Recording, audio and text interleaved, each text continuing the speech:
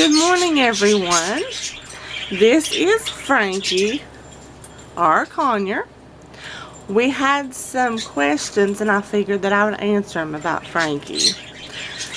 Frankie is a pineapple conure. If you have been with us from the beginning, you will probably know half the answers I'm going to tell you, if not all. And I'm going to try to do my best to answer them all. When we first got Frankie, we did not know if Frankie was a female or a male. We had no clue. Just fell in love with him. So, whenever we first bring a pet in, well, let me back up a minute. Before we get a pet, we will turn around and do our own research. But with Frankie, we did not. So my daughter just absolutely loved Frankie. She had seen videos, I'm sure, on YouTube and such, and wanted Frankie. So we got Frankie. Now, when we get home, I joined a group about conures on Facebook. And the very first thing that I asked was, did anybody know if it was a female or male? Because normally, as you all know, when it comes to birds, they are not sexed. You have to normally tell by their sear or different things, or have 99 to find out 100% sure. You have to have a DNA tested. So with Frankie, we did none of that.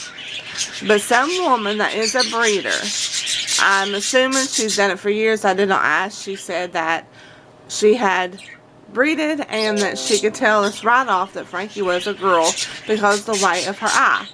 Now, if you look at all different kinds of conures, you will see that there is a difference between the eyes. Now, I'm not saying that she's correct because I have no idea. But there is a difference between some conure eyes from the other. The pointier ones, she said, was a boy. Was a girl. And the very flat ones were the males. So she said Frankie was a female. Okay. Now, going by that, we're still not 100% sure. And still today, we are not 100% sure because we have not had a DNA test. We will have a DNA test if we decide to get opposite sex one. So, just putting that out there. Now, by going by the way Frankie acts and the way she wants to try to breed and interacts with the other birds, we're taking it that the woman was true, that Frankie is a female.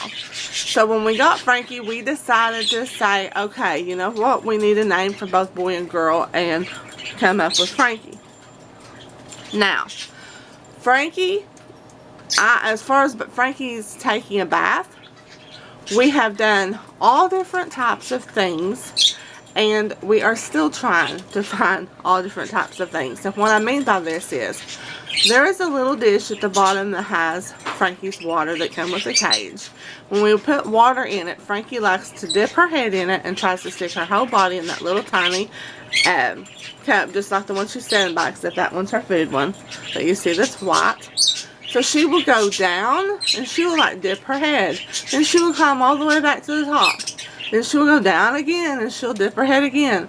And she does this until she feels satisfied that she's took her whole bath.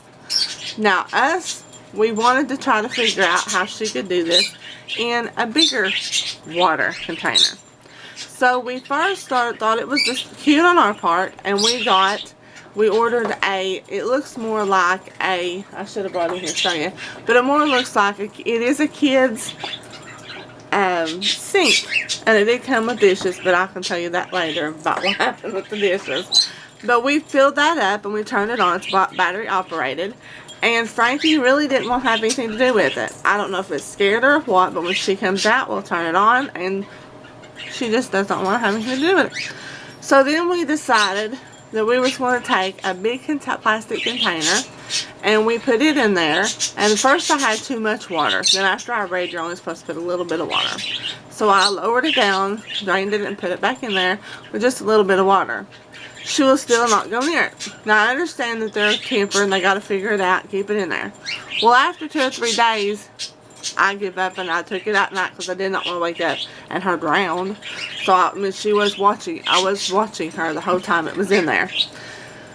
So then I thought, okay, I'm going to take a little bit smaller bowl.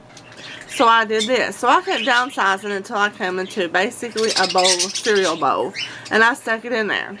Well, then she got down there and she started investigating, which was the smartest thing I thought she had ever done, because before, she never went near it. So she picked at it, and I believe I even have a video of her picking at it, and I'm thinking, oh my gosh, she's actually going to take a bath in this. I had done fixed it. Wrong. She took it by her beak, flipped it over, and I had a mess to clean up. So, I'm still trying to figure out, and I mean, even the containers that you hook onto the side, she just does not seem to be interested in any of it right now. But maybe over time she will. So I'm going to just keep trying to do different things to come up with it. And she might just surprise me and do it. That's just the way she is anyhow. Now, on the left there is a toy, and it has straws coming out of it. That is, we had it hung on the top, and it has fallen where she's played with it so much, so we just hooked it on the side there, and she still loves it. But the funny thing is, when she goes in town and takes a bath, she will run back up and she will rub all over that. And I don't know if she thinks that's like a towel or a washcloth or something, but that's just how she does. And when she put it on her head, it looked like a mop on her head. It was hilarious. But that is what she will get. Let's just say when it's the breeding time or whatever, that is what she goes to try to do that with. So I'll try to just put it like that. I'm sure you know what I mean. Now, another question is, can she talk? Not right now. She makes noises, all different types of noises, and she makes, you know, all different types of sounds and whatnot. But as far as talking, she has not said anything at all. We love to watch her eat, and I even posted a video of that because she grabs her food. She holds it with one hand and she will eat it, and I think that is the cutest thing ever. She also loves all of her toys. And then as far as Rio and Leo, for some reason she has connected with Leo. Even though Leo is a lovebird, they have connected. Now, by connecting, I mean she thinks she's in love with Leo. They have not actually connected, if you know what I mean. She does not want to have anything to do with Rio.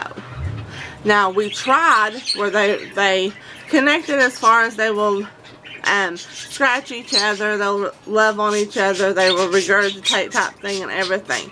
That's a show of love whenever you have birds. That's what I meant by that. Now, we put them in a cage together. That was Frankie, Rio, and Leo. And for whatever reason, Rio is the outcast. She wants to fight Rio. Now, Rio would go to the bottom of the cage. She would be okay. She'd do her thing, play, carry on stuff with Rio. And then all of a sudden, something would tick her off one day, and she has her moods. And you'll often see, if you look anything about or any information about them, you will see that they do get in moods. Now, she got into a mood, and I was scared to death she was going to pull out Rio's wings and feathers. So we got them, immediately separated them. So that is why they're not together. Now, when they're out and about flying, they still interact with each other. But for some reason also, when Rio and Leo are together, they're fine. But when we put all three of them together, Leo does not want Rio to mess with Frankie. So Leo will get attitude toward Rio. So I guess it's kind of like, a little bit like humans, when you're like, you're flirting with my man, get away. Or you're flirting with my woman, get away. In this case. So that is the situation why we have them separated.